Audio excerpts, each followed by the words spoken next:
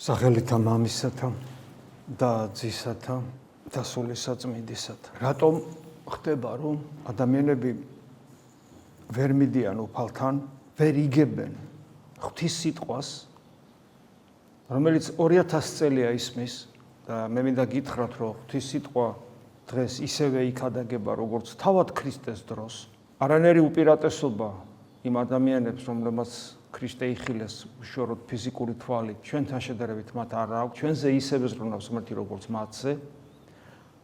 ჩვენს გულს ისევე ეხება საღვთო მადლი, როგორც მათ და ჩვენ შეგვიძლია ისევე გავიგოთ, რა უნდა ღმერთს და ღვთისნება განცხადებული ჩვენთვის ისევეა, როგორც მათთვის.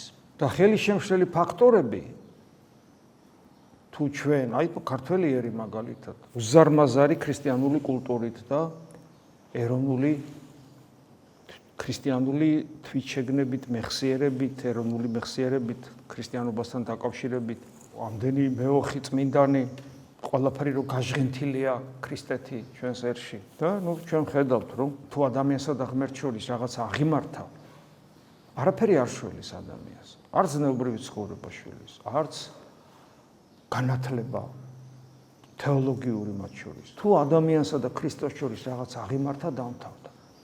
ასეთ ადამიანებს აღარ ესმით ეკლესიის ხმა. სამწუხაროდ საბრალონი არიან. ფიქრობენ, რომ ეკლესიის ხმა და ქრისტეს ხმა სხვადასხვა. ეს არ არის ასე. ერთ და იგივეა. ეკლესიის ხმას ვამბობ და არა თეოდორეს ხმას, ან ვინმეს ხმას, ეკლესიის ხმას. მე შეიძლება ისეთი რაღაცა ვთქვა, რაც ეკლესიის ხმა არ არის. ისეთი რაღაცა ვთქვა, რომ ეკლესიის ხმა, ის რაც ეკლესიის ხმა თანხვედრაშია ქრისტეს ნებასთან. რაც თუ რამე ვთქვი ისეთი, რაც ეკლესიის ხმასთან თანხვედრაში არ არის, არც ღვთის სიტყვასთან არის თანხვედრაში. ვიღაცა იტყვის, კი, მაგრამ როგორ მივხვდე ახლა მე შენ საღვთოს ლაპარაკობ თუ არასაღვთოს? ეკლესიის ხმა ჟღერდება შენი პირიდან თუ ეკლესიის საწინააღმდეგო, როგორ მივხვდე? ღმერთმა მოგცა გონიერება, თავისუფლება, ნებელობა, სინდისი, საღვთისმეტყველო განათლება და ზოგჯერ სამღვდელო მადლიც კი და როგორ ვერ უნდა მიხვდე? ხშირად გვითქვავს, რომ ადამიანს აქვს უფლება თქვას, რომ იცი რა, მე არა ვარ ჭკვიანი. ან ადამიანმა თქვას, რომ მე ვერ ვფიქრობ, ვერ ვაზროვნებ. ჯამთელ ადამიანზე მაქვს საუბარი, თორე არსებობს ავადმყოფობა, მათ არ მოეკითხება. ისე როგორც ბავშვს არ მოეკითხება, რომელიც სიღრმისეულ ანალიტიკურად ვერ აზროვნებს. აქ ლაპარაკია იმაზე, ვისაც აქვს პრეტენზია, რომ ხედავენ, რომ ესმით, რომ აზროვნებენ, რომ გონიერები არიან, რომ თავისუფლები არიან. აქ ამაზეა საუბარი. ხო და როგორ მიხვდე? ბრმა არ უნდა იყო, იმიტომ რომ სულიერი სიბრმავე დანაშაულია ღვთის წინაშე, პასუხისმგებლობის წინაშე გვაყენებს. პრობლემა არის ხოლმე იმაში, რომ ადამიანი იგონებს თავის ქრისტიანობას და მასში დომინანტი ხდება საკუთარი წარმოდგენები ქრისტეზე, მისი ეკლესიის შესახებ. მას ჩამოყალიბებული აქვს მყარი სისტემა, თუ როგორი უნდა იყოს ქრისტიანობა და არ უნდა იყოს ისეთი, როგორიც ის არის და საკუთარი სიმართლით მხედველი და საკუთარი სიმართლით მოქმედი და მცხოვრები ვეღარ ხედავს ღვთის სიტყვას, რომელიც ეკლესიაში 2000 წლის განმავლობაში შეუწყვეტავად ისმის. და იმასაც არჩევს, თუ მე თქვი რამე ისეთი, რაც არ არის საღვთო, რაც არ არის ეკლესიის ხმა, რაც არ არის თანხვედრაში 2000 წლოვან გამოცდილებასთან და იგივე ღვთის სიტყვასთან, იმას როგორმე არჩევს ასეთი ადამიანი. და თავარი ხელის შემშლელი, როგორც გითხარით, არის სიმართლე საკუთარი და საკუთარი სიმართლეს სადაც დომინირებს, ესეთი ადამიანები არიან როგორც წესი, სიამაყით და ამპარტავნებით შეპყრობილი. ჩვენ ყველანი ვართ ამაყნი და ამპარტავანი და ეგოისტი, მაგრამ ერთია რომ ხარ ეს ამ თვისების ცოდვის მატარებელი, მეორე როცა შეპყრობილი ხდები, ანუ ის გმართავს. შენ თავისუფლება წართმეული გაქვს. ანუ ადამიანი, რომელიც ქრისტეს შეიმეცნებს და ღვთის სიტყვა ესმის ეკლესიაში, ის რაღაცა ხარისხით თავისუფალია უკვე. ეს არის ძალიან მნიშვნელოვანი. და პრობლემა კიდევ მეორე მარტო დღეს არ იყო. პრობლემა იყო ყოველთვის და მათ შორის ქრისტეს დროს. აი, რაც დღეს აღმოვიკითხეთ მათეს სახარებაში, ქრისტეზე წერია, მათი მახარებელი აღწერს, მოვიდა მამულად თვისად. მამულად სადაც გაიზარდა, სადაც მისი ნათესავები იყვნენ. და ასწავლებდა მათ შესაკრებელთა შორის მათსა, ანუ სინაგოგებში ასწავლიდა. გაუნუკვირდებოდათ, ანუ მათ უკვირდათ და იტყოდეს, ვინ არის ამისა სიბრძნე ესე და ძალე, ანუ საიდან აქვს ეს ძალა და ეგ სიბრძნე. ამას ხვდებოდნენ, რომ რაღაც ჩვეულებრივი არ არის. აქ 30 წელი ჩუმად იყო და ეგ ტრადიცია იყო, 30 წლამდე ადამიანი საზოგადოებრივ მოღვაწეობას არ ეწეოდა, ესეთი ტრადიცია იუდეაში. ეხმარებოდა თავის გამზრდელს ხელოსნობაში და 30 წლის რო გახდა, უცებ დაიწყო მეტყველება. და განუკვირდა და იგრძნობდა, რომ ეს არ არის ჩვეულებრივი მეტყველება. ისი არ მეტყველებს, როგორც სხვები, წიგნობარნი, ფარისევლები, ჟულის მოძღვარნი, ძალა ახლავს მის გადაგებას. და უკვირდათ, რომ საიდან ეს ძალა და სიბრძნე, საიდან აქვს? ეს ჩვენი ხუროს იოსების ძე არ არის? და დედამის მარიამი არ ქვია, მისი ძმები, ანუ თანაშეზდილი, იაკობი, იოსებ, სიმონი, იუდა, დანი მისნი, ნათესავები, ყველანი ჩვენთან არ არიან? კითხვა სვამენ. ხო, ყველანი ჩვენთან არიან. ჩვენთან ხალწინ არ გაიზარდა კაცო ესა? და საიდან აქვს ეს მას ეს ყოველი და დაბრკოლდებოდნენ მისთვის. ჩვენ რაღაცა მსგავსი გჭირს. ეკლესიას შევეჩვიეთ. ანუ შეჩვეულები იყვნენ ქრისტეს. ჩვენი ხალხი შეჩვეულია ეკლესიას. ეკლესია შეჩვეულია და ძალიან ხშირად ეკლესია მათთვის დაკნინებული სახით იყო წარმოდგენილი წარსული ლიბერალების თუ თანამედროვე ლიბერალების მიერ. წარსულ ლიბერალებში ბოლშევიკებს და მენშევიკებს გულისხმობდა. თანამედროვენი კი იცით ვინ არიან. ამასინათ ერთმა ადამიანმა პატივისცემა გამოხატა და აქცენტირება გააკეთა. რატომ ცემს პატივს? იმიტომ კი არ მცემს პატივს, რომ მორწმუნეა. არა ვარ რომეო ხა ისეთი. იმიტომ გცემთო პატივსო, რომ საქართველოს ისტორია და ქართველობა ესე გადაჯაჭულია ეკლესიასთან. ნუ ესეც კარგია, უკვე თლათ ლიბერალების ესე იგი დაკრულზე არ იცეკვებს ასეთი ადამიანი, მაგრამ რაღაც ატრიბუტად თulis ეკლესიას რაღაცას და ნუ შეჩვეულია და მისთვის ჩვეულებრივი ამბავი არა, მისთვის ავტორიტეტი არ არის.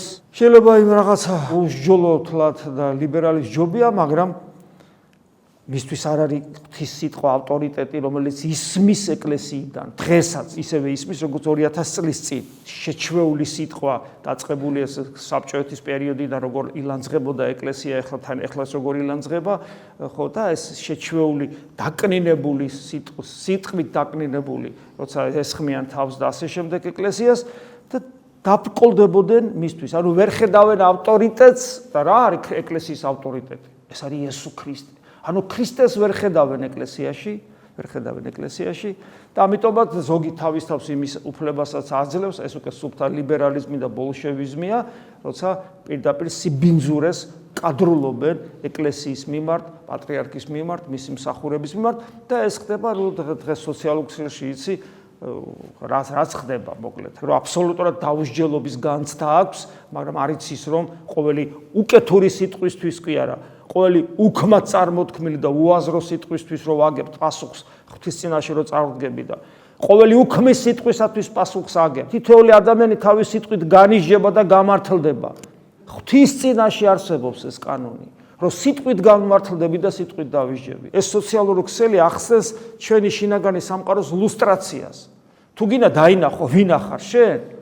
გადახედე შენს ნაწერებს თუ ვინმე ხარ, თქვა სოციალურ ქსელში და წერ, გადახედე და შეაფასე ქრისტიანული თვალსაზრისით, ღვთისნების თვალსაზრისით შეაფასე შენი ყოველი სიტყვა. უსიყვარულობას დაინახავ, სიბინძურეს დაინახავ. რა თქმა უნდა, ასე დროს, ასეთი განწყობით ადამიანი ვერაფრით ვერ მოახერხებს იმას, რომ ღვთის სიტყვა გაიგოს, რომელიც 2000 წლის განმავლობაში ისმის და კიდევ ერთხელ ვადასტურებ. დღეს ზუსტად ისევე ისმის ღვთის სიტყვა, იმავე ძალით, იმავე სიღრმით, იმავე შემართებით, იმავე სიმტკიცით, როგორც ეს ისმოდა თავად ქრისტეს მიერ და ქრისტეს დროს, თავად ქრისტეს მიერ როგორაც ისმოდა. ვისაც ეს არ ასწამს, მას არ ასწამს უფლის სიტყვები, მე თქვენ თანავარ ვიდრე აღსასრულამდე სოფლის ამინ და მას არ ასწამს ეკლესიის, შესაბამისად არ ასწამს ქრისტესი, იმიტომ რომ ეკლესია ქრისტეს უძლეველი სხეულია, რომელიც მან დაარსა. და აი შემდეგ არაფერი არ ქმნა ქრისტემ, სასწაულებიც კი არ ქმნა მათი ურწმუნოებისათვის. ანუ ეს ნიშნავს, რომ ღმერთი აშკარად შეიძლება არ ჩაერიოს, თუმცა ჩვენ ძალიან გაგვიჭირდება ჩვენ ცხოვრებაში. ეს შეიძლება მოხდეს ჩვენ ერის ცხოვრებაში, როცა ექსტრემალურად შეიძლება გაგვიჭირდეს და არ ჩაერიოს ჩვენი ურწმუნოების გამო და ეს ძალიან კარგად უნდა გვახსოვდეს, რომ ეს არის სერიოზული პრობლემა დღეს ჩვენი ერისათვის. აი კიდევ ერთი მაგალითი, მაგალითად მოვიდნენ მოწაფენი მისნი იოანე ნათლისმცემელს თავი რომ მოკვეთეს, მისი მოწაფეები მოვიდნენ, თავი მოკვეთეს, ხო, იცით და მოწაფეები მოვიდნენ და წაიღეს მისი სხეული და დამარხეს. მივიდნენ და უთხრეს იესოს. ნახეთ, იესო ხადაგებს, მოღვაწეობს, უსჯულო მეფემ, მოკვეთა თავი ყველაზე დიდ ადამიანს, რომელზეც ქრისტე ამბობს, ასე დიდი არ დაბადებულაო. მოკვეთეს თავი ასე დიდ ადამიანს, უსამართლოდ, უსინდისოდ და მივიდნენ და ქრისტეს ეუბნებიან.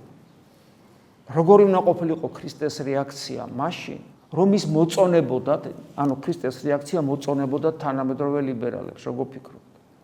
აი თანამედროვე ლიბერალიზმი, რომელიც წარამარას ქსურს გვიყურებენ და რატო ესე არა თქვი, რატო ესე არა, ახლა ასე უნდა გეთქვა, ისინი ჭკუას არ იგებენ ეკლესიას, მათ უკეთ იციან, გესმით? როგორ უნდა ყოფილიყო ქრისტეს სიტყვა, რომ მოწონებოდათ თანამედროვე ლიბერალებს? როგორ უნდა ყოფილიყო ქრისტეს საქციელი, რომ მოწონებოდათ თანამედროვე ლიბერალებს? და ვერ გავახარებ ამ თანამედროვე ლიბერალებს, იმიტომ რომ ქრისტეს საქციელი იყო აბსოლუტურად საწინააღმდეგო თანამედროვე ლიბერალების მოლოდინის. როგორც კი უთხრეს, რომ აი ესე დაემართა იოანეს ასე უქნეს, ესმარა ესე იესოს განეშორა მიერნავით და წარვიდა უდაბნოს ათილს და თვისაგან. ხალხს საერთოდ მოცილდა ხალხს, სოციუმს მოცილდა.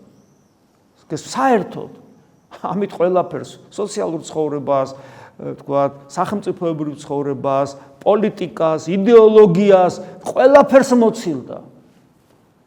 როგორ ამიხსნიან ამას თანამედროვე ლიბერალები? ვერაფერთ ვერ ამიხსნიან. და ჩდება კითხვა, რომ რა სიტყვენ ეკლესიისაგან და ქრისტესგან ის ადამიანები, რომლებიც ასე შეურაცხყოფენ დღეს ეკლესიას? რატო ვერ ხედავენ ღვთის სიტყვას? და აი, რამდენიმე სიტყვით წაგიკითხავთ. როგორ გვაფრთხილებს პავლე მოციქული, როგორები არ უნდა ვიყოთ? იმიტომ რომ თუ ასეთები ვიქნებით, ეკლესიის ხმას ვერ გავიგებთ. და შეიძლება ასეთები არ ვიყოთ საქმით, რასაც ახლა პავლე მოციქული ჩამოთვლის, მაგრამ ასეთები ვიყოთ ჩვენი შინაგანი მდგომარეობით. და თუ ასეთები ვიქნებით შინაგანი მდგომარეობით, ჩვენ ვერ გავიგებთ ვერაფერს. რასაც ეკლესია ხადაგებს, თუნდაც ეს ძალიან გარკვევით იყოს. ვერ გავიგებთ ქრისტეს სიტყვას. ვერ ვიცნობთ ქრისტეს ეკლესიაში. ეს ჩვენთვის იქნება აბსოლუტურად შეუძლებელი. აი ნახეთ პავლე მოციქული როგორ ლაპარაკობს. ბევრი კომენტარიც არ გვჭირდება. ეს არის კორინთელთა მიმართ ეპისტოლე. წერილში მოგწერეთ პავლე მოციქული ამბობს. არ შეერიოთ მემრუშეთ. და არა მარტო ამაწუთი სოფლის მემრუშეთ, ან და ანგართ, ტაცებელთ, თუ კერპთ სახურთ. ვიღაცა მიტყვის, რა დროს კერპთ საყურებაა, ყოველი ანგარების მქონე ვერცხლის მოყვარე კერპთ სახურია, ისევ პავლე მოციქული განმარტავს. თორემ ამ ქვეყნიდან გასვლა მოგიწევთ, ანუ პასუხისგებლობით წარდგებით ღვთის წინაშე. ანუ გვეუბნება არ შეერიოთ. ეხლა ეს რას ნიშნავს არ შეერიოთ? გავანებოთ სხვას თავი. ჩვენ შიგნით არის ეს ყველაფერი. ეს ყველაფერი რაც ჩამოვთვალეთ, ჩვენ შიგნით არის. და ნუ ვიქნებით ისინი რაც ჩვენ შიგნით ავართ. გესმით? ნუ ვიქნებით. და ის ვინც გარეთ არიან, კიდე იმათ ნუ მოვიწონებთ, ნუ თანავუგზნობთ ცოდვაში. ამას ნიშნავს არ შეერიო, იმიტომ რომ შენ რო ცოდავ და მე შენ თანაგიგზნობ, ან კიდე არა მაგ ამბოხი, არა შენს წინააღმდეგ, არამედ ცოდვის რა მოხდა იმ რუშორ, რა მოხდა ეხა ის იძვორ, რა მოხდა იყვნენ ნარკომანები, რა მოხდა იბილ სიტყვაო, რა მოხდა რა ჩემი საქმეა, როცა ეს დისკომფორტი როცა არ მექმნება და შინაგანი ამბოხი როცა არა მაქვს ამის წინააღმდეგ, მაშინ ვარ შერეული ვარ. კიდევ ვიმეორებ, აქ არ არის პიროვნულ ამბოხს, პიროვნების მიმართ ამბოხზე და რაღაც არ აქვს შინაგან მდგომარეობაზეა საუბარი და როცა ეს შინაგანი მდგომარეობა აი ესეთი შემწყნარებელია ცუდი გაგებით, ასეთი ცოდვების არა ცოდვილის, არამედ ცოდვების მიმართ შემწყნარებელი, როცა მე მასში სულიერად შერეული ვარ, ესეთ გულს არ მირევს მე ცოდვა. და მაფრთხილებს, ნუ შეერევით. თორე როცა შეერევი, ვერაფერს ვეღარ იგებ მე. ისიც მოგწერეთ, არ შეერევდით იმათაც, ვინც ასე ვთქვათ, ძმათ იწოდება, მაგრამ კვლავინდებურად მემრუშია, ან და ანგარი, კერპსახური თუ მაგინებელი, მემთვრალე, ტაცებელი, პურიც კი არ გეჭამათ მათთან. ნახეთ რა რადიკალურია პავლე მოციქული. ჩვენ ქრისტიანობისგან გამოყვავს რაღაცა, მე არ ვიცი რა. რაღაცა გამოყვავს რა, ვარდისფერ სათვალებით მაყურებელი ადამიანი. რადიკალურია ხშირ შემთხვევაში, როცა საქმე ცოდვას ეხება. და ჩვენ ეს ყველაფერი რაც ჩამოვთვალე, მემრუში, ანგარი, კერპსახური, მაგინებელი, მემთვრალე, მტაცებელი, ეს განიმარტება სიღრმისეულად და აღმოვაჩენთ, რომ ყველაფერი ეს ჩვენში არსებობს, მე ამის ლუსტრაციას რო ხდება სოციალურ ქსელებში და ამაზე ჩვენ რეაქცია არ აქვს. რადგან ვიკითხო გარეშენი, ეხლა უცებ ნახეთ რომ ვამბობთ, რომ ჩვენ შინაგანს უნდა შევხედოთ. გარეშეზე ვიღაცა შეიძლება ეგონოს, ხო, ეკლესიის გარეთ არიან ასეთები და პავლე ნახე რას ამბობს, რადგან ვიკითხო გარეშენი. განა თქვენ შინაურებს არ განიკითხავთ, ამ შემთხვევაში განკითხვა როგორც განხილვა. ანუ შინაურები ჩვენ ერთმანეთი გვტკივა და ერთმანეთს მიუთითებთ, რა შვები, რასაკეთებ, შინაგანი თორე. გარეშეს რას ვედარდები? გარეშენი კი ღვთისმიერ განიკითხებიან. ანუ ღმერთს გადააბარა გარეშენი. პასუხისგებლობა ჩვენ გვაქვს მაშინ, როდესაც ჩვენ ერთმანეთში ამას ვიწონებთ და არ უარყოფთ, გახსოვთ კორინთოს მიმართ ეპისტოლეში აქ რა ფაქტი იყო, ძალიან მძიმე სიძვის ფაქტი და შესაბამისად ეს ბრევლის წევრები კორინთოში ვითომც არაფერი მათთან იყო ეს საშტიელი ისეთი ცოდვაში იყო, წარმართებშიც კი ვერ ნახავდიო და ამბობს თქვენ მათთან ერთად ხარ და ვითომც არაფერი და არ აგზნობინებთ, რომ ეს არ შეიძლება. და ჩვეულებრივად ეზიარება თქვენთან ერთად, ჩვეულებრივად იმყოფება. გახსოვთ ხშირად მithქვას ორმაგის ცხოვრება, ორმაგის სტანდარტი, როცა ადამიანი აქ სხვანაირია და სოციალურ ქსელებში სხვანაირია. სხვანაირია სიტყვის მასალით, ლექსიკით, ყველაფრით სხვანაირია. ეს ჩვეულებრივი ამბავია, ჩვეულებრივი. პავლე მოციქული გეუბნება, რომ არ არის ეს ჩვეულებრივი ამბავი. როგორ ბედავს რომელიმე თქვენგანი, ვისაც დავა, ნახეთ, ხშირად ეკლესიის წიაღში რო ხდება ბრძოლა ერთმანეთთან, სოციალურ ქსელში რო გადის ეს. ან გადიან და ლიბერალურ ტელევიზიებში ჯდებიან და თქვა სხვადასხვა ადამიანები და ეკლესიას განიკითხავენ, თავად ეკლესიის წევრნი, რატო ასე არა და ვიღაცა მღვდელი და ეკლესიაზე დარტყმა მიდის იმ ადამიანებთან, იმ ლიბერალურ სამყაროში, სადაც ეკლესია არ უყვართ. და პავლე მოციქული ამბობს, როგორ ბედავს რომელიმე თქვენგანი, ვისაც დავა აქვს სხვასთან, უსჯულოთა სამსჯავროს წინაშე წარსდგეს და არაწმინდათა, ანუ ეკლესიის წევრთა წინაშე. წმინდანები, ვინც ღვთისნების გამომეძიებელი და აღსრულებელი არიან და როგორ ბედავს, რომ ადამიანი მიდის, დადგება და შემოხედავს თავის ძმებს, თუნდაც მცოდველ შეცოდებაში მყოფ ძმებს და იქიდან ლანძღავს და იქიდან აკრიტიკებს და იქიდან განიკითხავს და ეს ლიბერალები ინტერესით უყურებენ, ანა მაგარია, მიდი დასხე საკუთარ ხალხს, არ ხდება ეს. ნუ თუ არიცით რომ წმინდანი განიკითხავენ ქვეყანას, ხოლო თუ ქვეყანა თქვენს მიერ განიკითხება, განა იმის ღირსნი არა ხართ, რომ უფრო წვიმანი საქმეები განსაჯოთ. წმინდანები განიკითხავენ ქვეყანას, ნიშნავს, რომ ჩვენ საშინელ სამსჯავროზე ცხონებული ადამიანები, ანუ ღვთისნების აღსრულებელი ადამიანები, საშინელ სამსჯავროში მონაწილეობას მიიღებენ როგორც საჯულნი და თვით ანგელოზებსაც კი განვიკითხავთ. ანუ განვიჟით, გესმით? აი ამ ხელა ძალაუფლება აქვს ადამიანს. თუ არიცით რომ აი ამბობს კიდევ, თუ არიცით რომ ჩვენ განვიკითხავთ ანგელოზებს და განა მით უმეტეს არ განვიჟით საერო საქმეთაც, რა გაგვიჭირდა, რომ ხვის წინაშე ვარჩიოთ საქმეები. რა და როგორ არის? თქვენ კი როცა ყოფითი საქმეები გამოგაქვთ სამსჯავროზე, საჯულებად ეკლესიისათვის უცხო პირებს აყენებთ. ამოიდგინეთ, როგორი ღირსების შემლახველია ეკლესიისათვის და ქრისტიანისათვის, რომ სხვამ ეკლესიის გარეთ ყოფმა ადამიანმა ურწმუნომ შენ გაგირჩიოს საქმე თქვენ შორის რომელი მართალია. და ხდება სამწუხაროდ ასეთი რაღაცები. თქვენ და სამარცხვინოთ ვამბობ ამას. ნუ თუ თქვენ შორის არ არის არც ერთი ბრძენი, ვისაც შეეძლოს თავისი ძმების განკითხვა, ანუ განსჯა. ნუ თუ ესე დავიცალეთ სიბძნისგან ჩვენ, რომლებშიც საღვთო მადლია. მაგრამ ძმა-ძმასთან დაობს და თანაც ურწმუნოთა წინაშე და ისიც დიდად დამამცირებელია თქვენთვის ერთმანეთს რომ უჩივით და რატომ არ არჩევთ უსამართლობა აიტანოთ ან იზარალოთ რაიმე. ნახეთ პავლე მოციქული რას ამბობს. ჯობია ჩვენს ურთიერთობაში მე დავმარცხდე, ვიდრე მე მართალი დავმარცხდე შენთან ვიდრე ჩვენი საქმე გარეთ გავიტანო და ან ტელევიზიაში დავждდე და ან ვიღაცებთან გავარჩიო საქმე. იმდენად შეკრული უნდა იყოს, როგორც ერთი ორგანიზმი და ერთი ოჯახი ქრისტეს წმინდა ეკლესია. მაგრამ თქვენ თვითონ უსამართლოდ ექცევით და ზიანს აყენებთ თქვენსავე ძმებს, თუ არ იცით რომ უსამართლონი ვერ დაიმკვიდრებენ სასუფეველს. ანუ პავლე მოციქული ამბობს, რომ ჩვენ შორის ერთიანობა მორღვეულია. ჩვენ არა გვაქვს ამბოხი უზნეობის წინააღმდეგ, ამიტომ ვიწყნარებთ ლიბერალური ვხდები, არა ცოდვილის მიმართ ყოველთვის ლიბერალი უნდა იყო, არამედ ცოდვის მიმართ ლიბერალი ვხდები და რომ რა მოხდა, აი ეს რა მოხდა, რომელიც გარეთ ხდება და მით უმეტეს როცა შიგნით ხდება, არის კატასტროფა.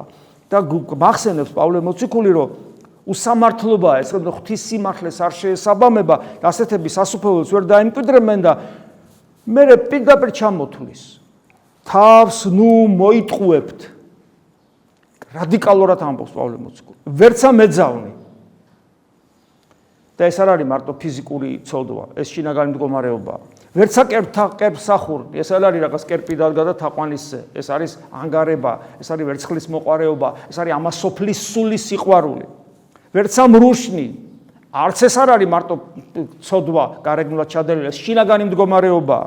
ვერცა მხდალნი, ესე შინაგანი მდგომარეობა, როცა ადამიანს რცხვენია და როცა ადამიანს ეშინია და ამოწმოს, რომ ქრისტე ღმერთია ყველგან და ყოველთვის, რომ ქრისტე იძებნება მხოლოდ ეკლესიაში, რომ ესე იგი უნდა გიყვარდეს პატრიარქი, უნდა გიყვარდეს ეკლესია, უნდა ერთგული იყოს შენ ეკლესიის ამის დამოწმება, ხშირად ადამიანებს ამის დამოწმების ეშინიათ საზოგადოების, მით უმეტეს ლიბერალური საზოგადოების წინაშე. ვერცა მამათმავალდი ეს იმ ლიბერალურად განწყობილი და იმ პროტესტანტული მიმდინარეობის ხალხისთვის, რომელიც საქართველოში არიან, რომელიც ამტკიცებენ, რომ არა კაცო, ეს მამათმავლობა არ არის, ღმერთმა შეიძლება შეიწყნაროს ეს.